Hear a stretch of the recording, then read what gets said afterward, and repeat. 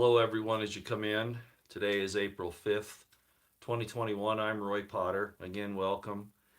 I decided to do this now. I have some things I have to do later on this afternoon, and I at least waited until David Knight was through with his broadcast.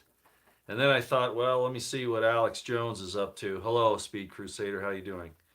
And as usual, they're talking about some of the right things. The problem with the border and what Biden is doing, what he isn't doing, the the betrayals by our government, both primarily the federal government, but also state and local governments against the charter that we gave them to take care of us. Hello, Ms. Cat. How you doing? Hi, Roosevelt. I have something to say about what you suggested, Roosevelt. I'll do that in a minute. Thank you.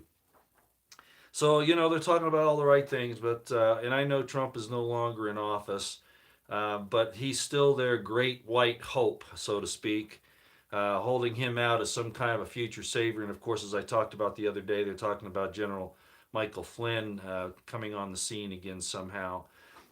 You know what? That's why I decided to talk about this topic, the 501c3 betrayal and worship.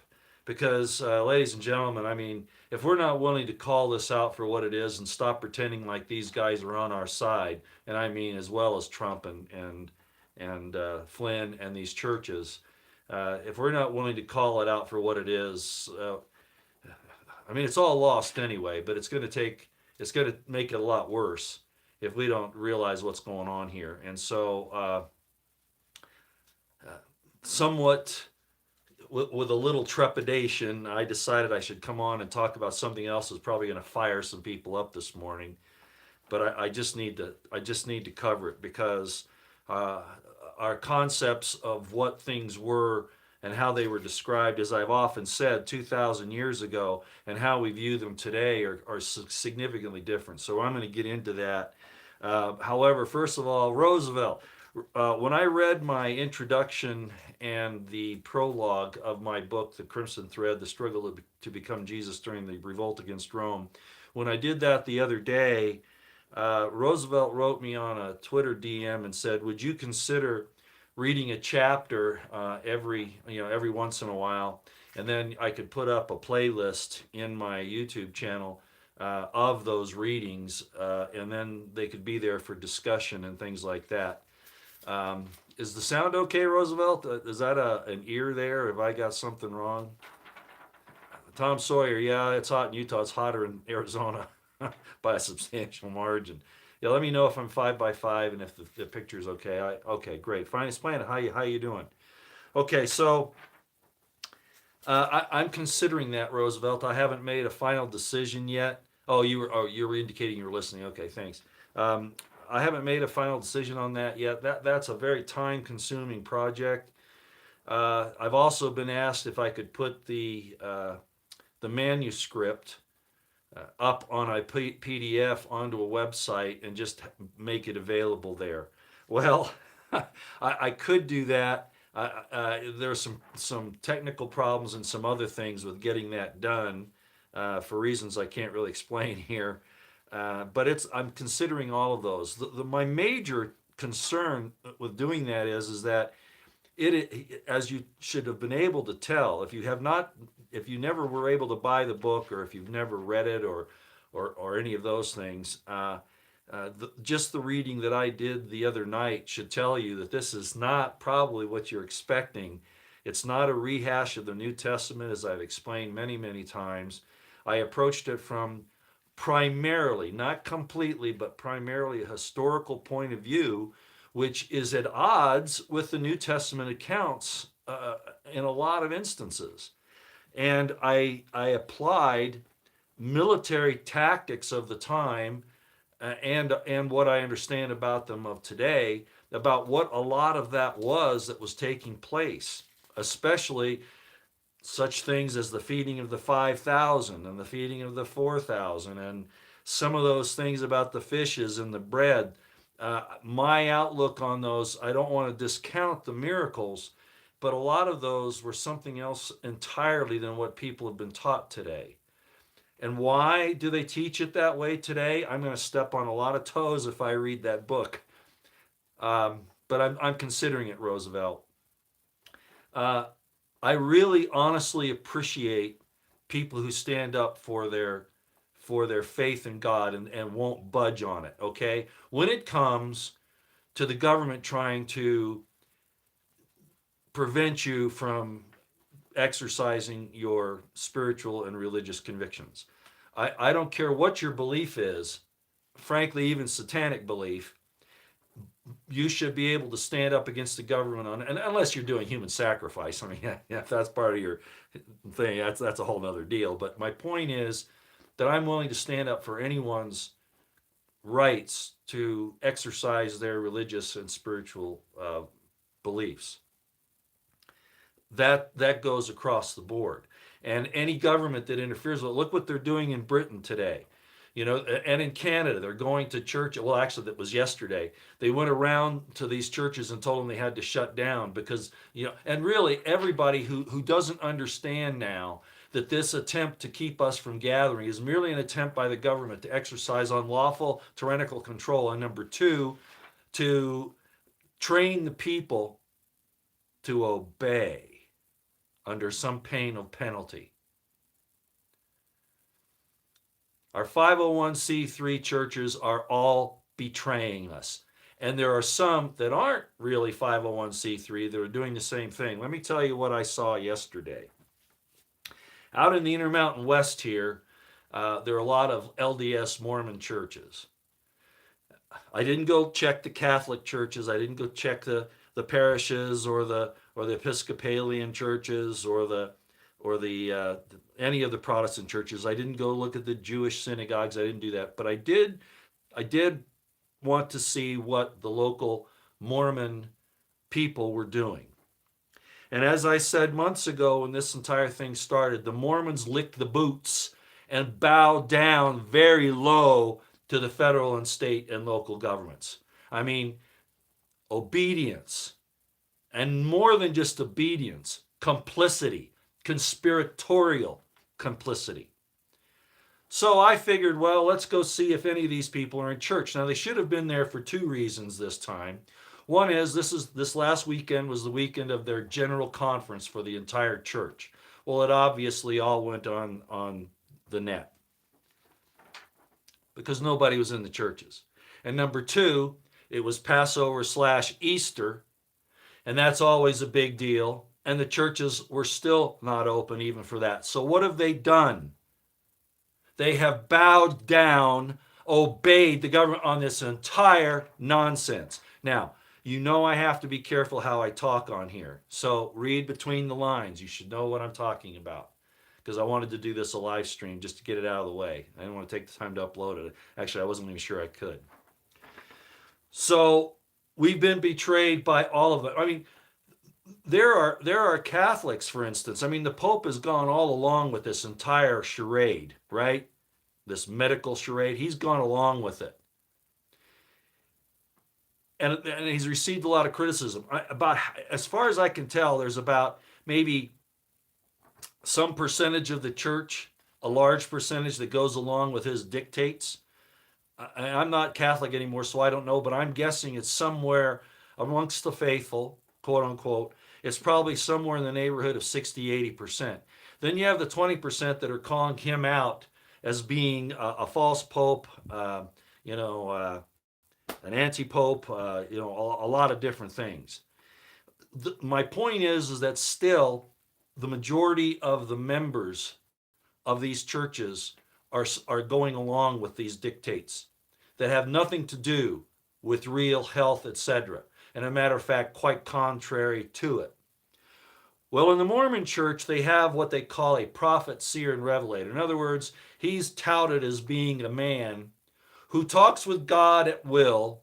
He goes up in the upper room of the temple called the Holy of Holies or whatever, and he can speak to God face to face. That's what most Mormons believe. They call him a prophet, seer, and revelator. Well, their whole church is shut down. So what God are they obeying?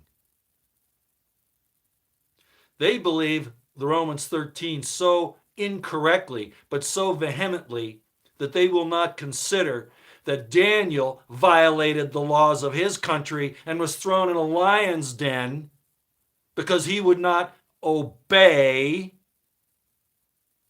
the king of Babylon. Interesting. Which obedience really was considered to be worship. So what I'm saying is the brick and mortar churches, by and large, are your enemies. And there are others that have said that. I know a lot of folks have. It really is true that the kingdom of heaven has to be within us. If it's not there, you're not going to find it anywhere else. So where am I going with this? First of all, that you should have no trust in these 501c3 churches, be them the Mormons, the Catholics, the Protestants. I don't give a shit who it is. They're proving who their God is by submitting to this. These individual pastors, and if you watch David Knight, you've heard about a few of these. One in California, there's another one in Canada, and there's Pastor Chuck Baldwin up in Montana. They're not going by any of this crap, and they risk being persecuted and even prosecuted by these evil goddamn governments.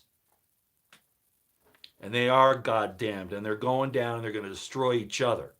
But the thing we don't want to do is to go along with them.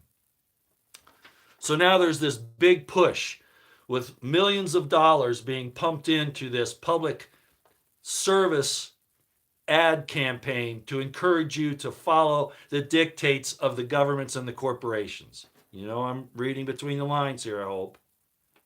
There's a big push by it. What they can't get the governments to do up front, they're having the corporations do for them, which has the end result being exactly the same.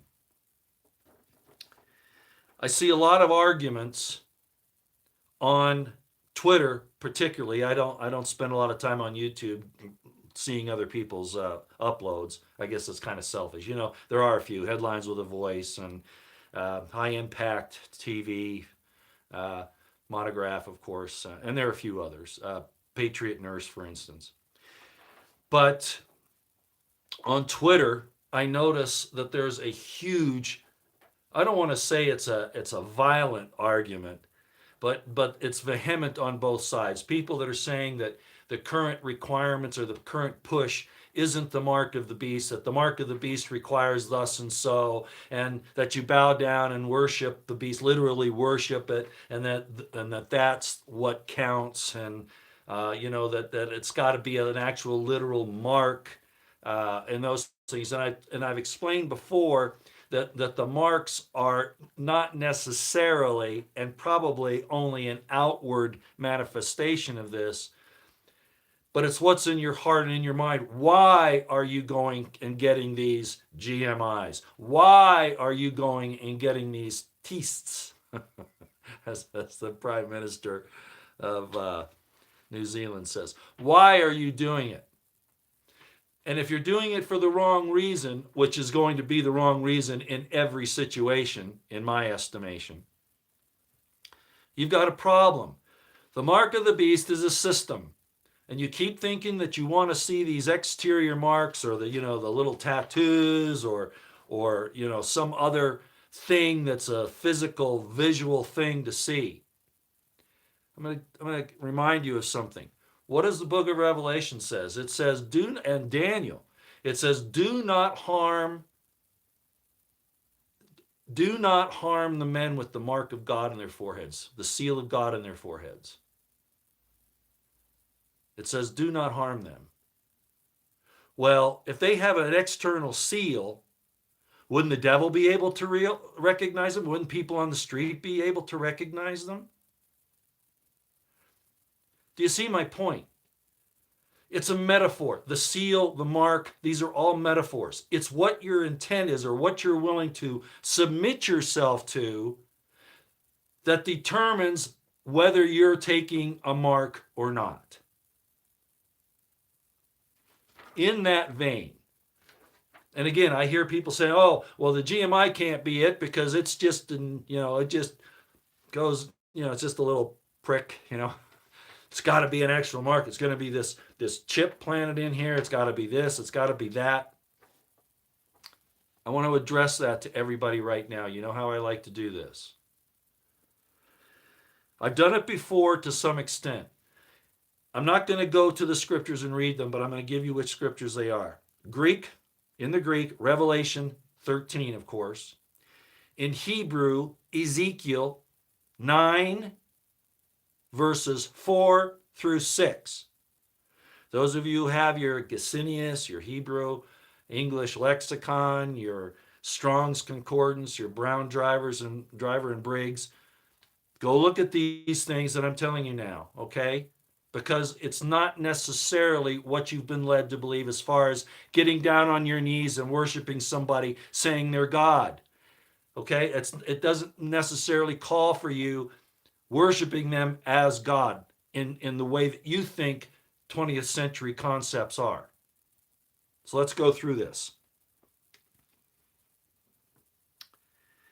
In Revelation 13, it talks about the mark.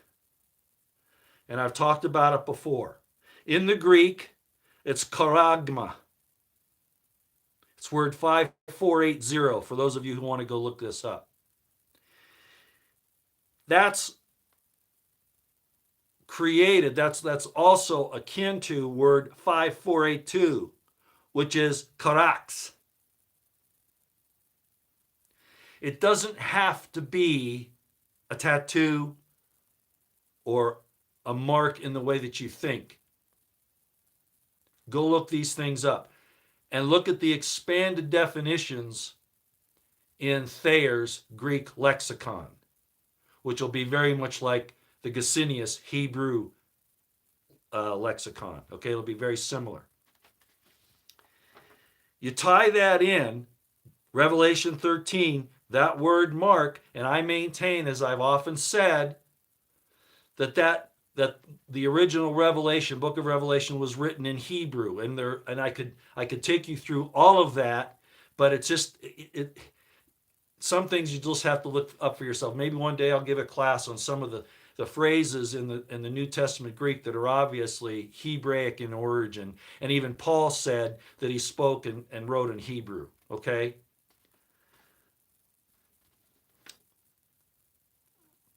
Their sacred texts would have been in Hebrew. Okay? When it goes over into the Greek, it runs into some problems, and then into the Latin runs into more, and into English into more. But I'm going to tie Revelation 13, that word mark there, it's translated as mark. I am going to take you to Ezekiel chapter 9, verses 4 through 6. This is the word that would have been used. And I want you to go look at it. It's word 8420. It's tav. It means mark, signature. Remember when they didn't know how to write their names, they'd make an X? It's a tav. But it also means, listen to this, desire. In other words, it might not even be a physical mark. Desire. It's based upon word 8427, which is tava. And that means to mark, scratch, or imprint. But we just showed you it can mean desire. So what it can be is you imprint the desire within you.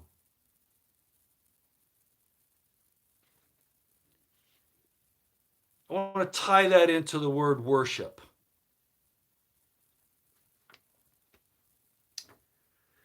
In the Greek, everybody says, well, we have to, in order for us, this can't be the mark of the beast because the book of Revelation says that it demands that we will worship. We will get this mark in order to worship the beast, to show that we're worshiping the beast. So they think they're okay as long as they're not bowing down to somebody or kissing their feet. Worship can mean that. But let me show you a little further what it means. In Revelation, all of the verses that talk about worship use word 4352. And it means, the word is prosku niko. Prosku niko.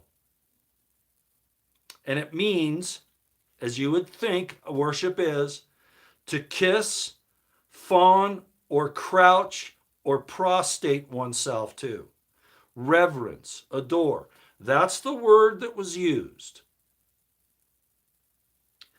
But remember, it was translated from the Hebrew into the Greek. So that was the only word they could really use.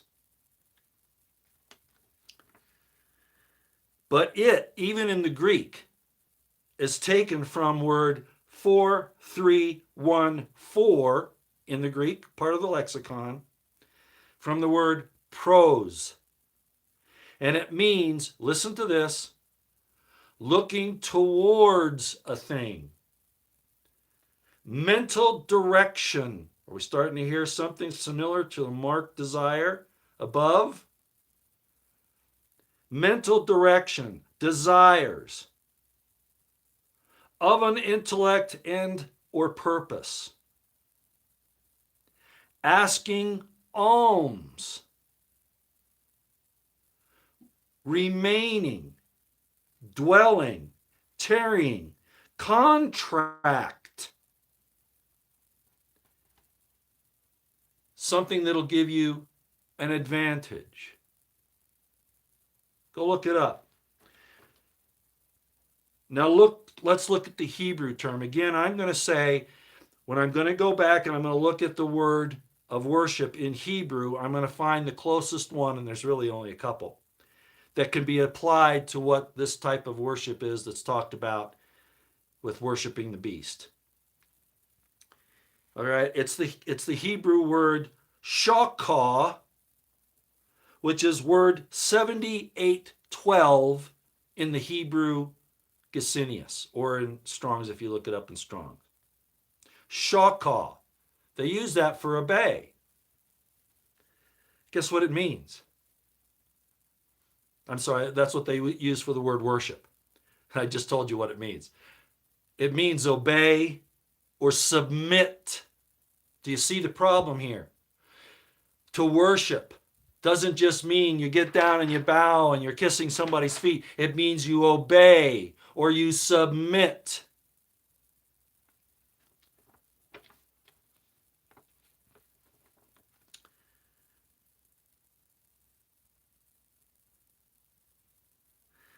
It's related. There's another word that it could be. It's word 5457, segid. And it means to worship. And it's from word 5456, sagad, which again means prostrate oneself and fall down. So there are some similarities. But the word 7812 means obey or submit. So what am I saying? I'm saying that when it says that those who will worship the image of the beast and receive the mark, all it has to mean is that you obey, that you submit, that you have the desire, that you look toward, that it's going to save you and let you get back to normal. Oh, Daniel, you can't pray. And every time you go by that statue of the king of Babylon, you have to bow to it. It's called obedience, submission. Daniel didn't do it, even under pain of death. That's how far gone we are. And Trump is partially, if not fully, responsible for this. He set this up and pushed it, and the whole world followed suit. Now you can say, oh, it's the Chinese. Well, I thought he was against the Chinese. And right now, if he did not come out, and I said this probably several weeks back, if he doesn't come out right now and fully divest himself of this entire scam, he's in on it. And he's making his own people now. What does it say? And he shall cause, I know there are people who say that's the false prophet, but I'm going to talk about that in a minute. He shall cause all to receive it. Well, what has he done? He's even telling his own followers, go get it, go get it.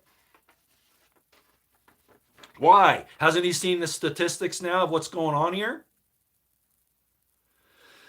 The dangers involved, many levels, political, threats to freedom, health, people dying, etc.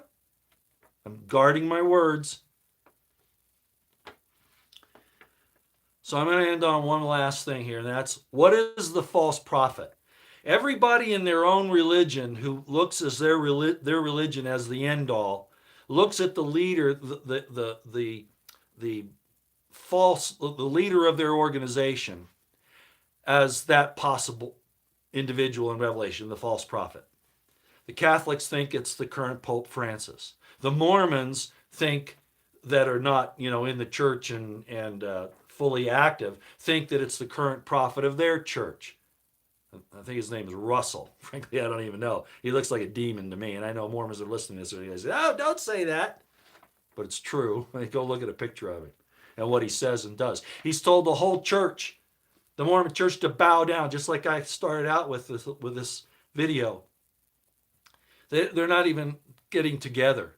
They're not even doing that. Similar to what the Catholics have gone through and a lot of other religions. So what I'm saying is, for those who have, to some extent, become opposed to the leaders of their church, even if they believe the basic doctrines and dogmas, some people are saying that their leaders, like Pope Francis and the Catholics, they consider him to be a false prophet. People in the Mormon church don't follow Russell or whatever his name is. They think he's the false prophet. Think broader. It doesn't have to be a single individual. As a matter of fact, it can be. As I've said before, the Roman Catholic Church in particular has more sway in the world as far as religious, in the Christian world, than any other denomination. Okay? That's a fact. And I've said that you cannot exempt that the scriptures could easily be talking about the influence of the Catholic Church in the last days. But if you really consider, if you really understand history, you'll know that in the entire Christian faith was impacted by the Catholic Church, starting with the Nicene Council in 300 AD. Even the Protestants to say they've come out of it, it doesn't matter. The Roman Empire influenced the Roman Catholic Church from the start, and it was very much different than what James was teaching, and that's why I've talked about this. Nothing against my Roman Catholic friends, okay? I so much appreciate any faith, actually, that you put Jesus first. I so much appreciate that. But your own doctrine and dogma gets in the way of the bigger truths. And that's why I take the risk of coming out here and doing this. You wouldn't believe what I get up with, okay? Nancy Morgan Hart was, I don't know if she'd want me to tell you this, but she was telling me the other day how she wonders sometime if she's doing any good because she gets attacked so much. And I should have written back to her and said, you want to trade places? But at any rate, she's out there on the front line showing exactly what I'm saying, okay? As far as when you speak the truth, that it really pricks some people's ears, okay? It gets them mad. Oh, Stephen, come on now. Okay, you're talking about a historian here, and I understand that you really don't get the whole picture. You're missing my point. You're missing my point. And you've got your time all screwed up, Stephen. You're way off. Just want to start off on another tangent. I'm not even going to do that. I'm going to talk about the false prophet, okay? In the book of Revelation, the false prophet is mentioned 3 times. Chapter 16, verse 13, chapter 19, verse 20, and chapter 20, verses 9 to 10. Go look it up. The word is 5578 in the Strong's Concordance. And you can also, of course, find it in Thayer's if you want to do that. The word is pseudo-prophetes. Pseudo-prophetes. It means exactly the idea of a false prophet. We go back into Hebrew and we look at the word for prophet there. And it's word 5030 in the Hebrew side of Strong's. And it's nabi. Nabi. And it's also related to word 8577, kazah, which means false. So the word false is kazah, word 8577. And the Hebrew word of the prophet is 5030, nabi. See, and there's not a single word like the pseudo-prophetes in Greek, which has the whole idea of a false prophet in it. In Hebrew, you have to put those 2 words together. Why is that important?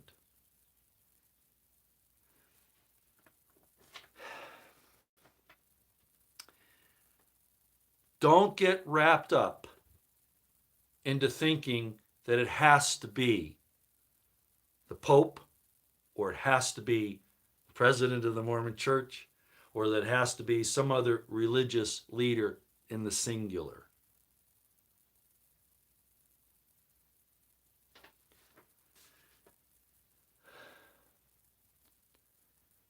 It's very easy to become egocentric, ethnocentric, and miss the big picture.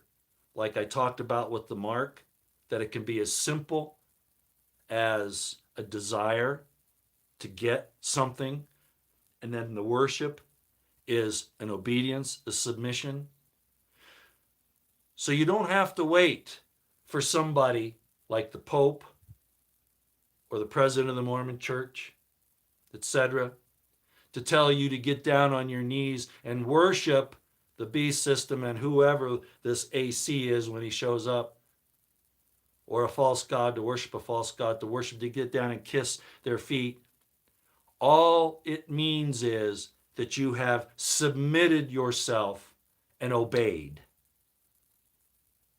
That's all it means. Do you see the implications here?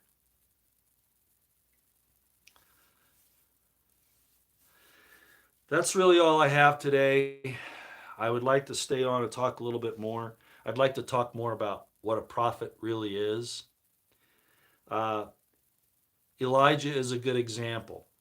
So, if a prophet is not doing what Elijah did, they're probably not a prophet. They're a false prophet. And how many of those are out there telling you to submit and to obey? You see my point?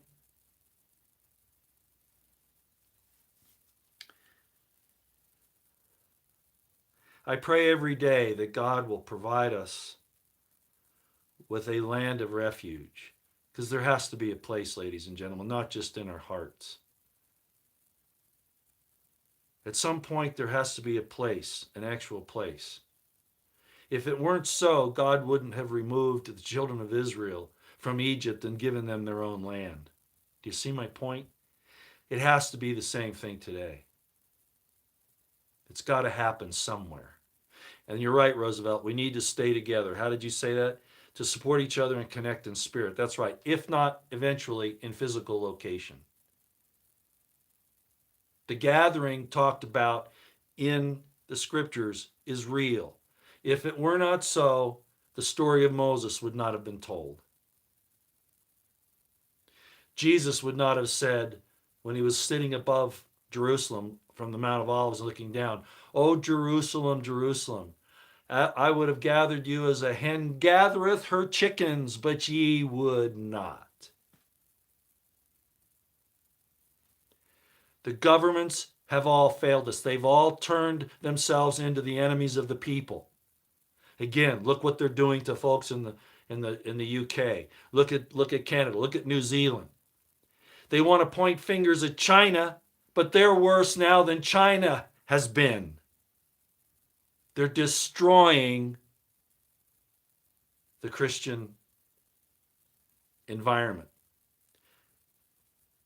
All the attacks over this diversity, the LGBTQ thing, the drag queen story times, the Pentagon searching out Trump supporters, or more likely conservatives, as being some kind of domestic extremists and even terrorists. Ladies and gentlemen, it's not our government. It's not America anymore. And none of those damned Republicans will stand up against it, because they're either scared or they're complicit. And either way, they're evil if they're not answering this thing head on. We're on our own, as I've said.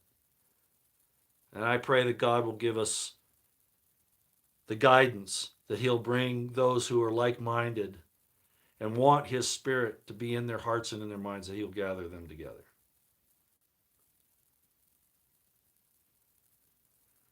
It all came from the Jews. Who are you? I miss Nick Plur. Hey, guy, what was Jesus? See, you think Jews are the Israelites. I don't know who you're listening to. All of that you just listed has come from the Jews. Well, if you mean all the troubles that we have right now, presently, are coming from the Jews, they're one part of it. I've talked about that quite a bit, okay? Just so you know. The problem is the leaders of the nation state of Israel are not who they say they are. They say they are Jews, but they are not. At least not the Judahites that they're trying to pretend to be, and their fruits prove it. Again, Jesus said, "They who say they are Jews but are not, but are of the synagogue of Satan." He didn't say the Jews are the synagogue of Satan. He said those who say they are Jews but are not, but are of the synagogue of Satan. You got to read it plain. I miss Nick Plur. I miss Nick Plur. I have not come to gather but the lost sheep of the house of Israel. I am sent to none but the lost sheep of the house of Israel. If Judahites, if you want to call them Jews, which was kind of the way the Talmudic Judaism, Jews that came about after the fall of the Second Temple, were not the Judahites previously to that. But a lot of people want to gather all of the Israelites up as Jews, and that's not the case. Not all Israelites are Jews, and all Jews are Israelites if they're actually Judahite tribes. So the thing that holds it all together is the 12 tribes of Israel. And the Judahites are one tribe of that bigger thing. But today's Jews will not talk about that, admittedly. They want to go back to the situation with Joel and some of these other things where God, says, well, I'm going to make my covenant not with Israel but with Judah, and then it switches back and forth a little bit, which is very odd. But I'm not going to get into that today. Israel's top rabbi leaders have revealed their Messiah. I don't think they've actually revealed him yet. If that's the case, who said that? Donna Russell. Hi, Donna. I'm not sure they said they know who he is, but I don't think that they've actually identified him yet. What was that? BB Hebraized his surname. Yeah, that's right. I talked about that in a Rolf Steiner. Thank you. Yeah, he did. He was a Polish Jew. Edomite descent, um, not Israelite descent, um, and certainly not in spirit. But yeah, Netanyahu took that name. His grandfather did, and then his dad. And Netanyahu is a blasphemy for him to take that, as far as I'm concerned. And I had a whole video where I discussed that change, where he went from Milikowski to Netanyahu, and why Netanyahu is a blasphemy in my estimation for him to take. He wants to be the Mashiach. He wants to, but they're not going to let him. I don't think they're using him, but he's ruining the state of Israel right now with what he's pushing and forcing those people to do. He's turned into a Hitler. The very people that they say they hate, they've become.